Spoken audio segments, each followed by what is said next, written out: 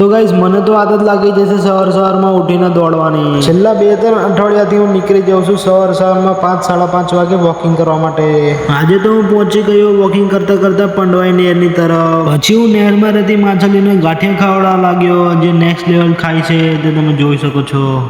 વહેલી સવારનું વાતાવરણ કંઈક નેક્સ્ટ લેવલ હોય છે, એકદમ શાંત અને સુંદર, અને એ જ વાતાવરણ નિહાળવા માટે હું નીકળી જાઉં છું રોજ. પછી તો હું ઘરે જઈને રેડી થઈ ગયો વડોદરા કોલેજ જવા માટે.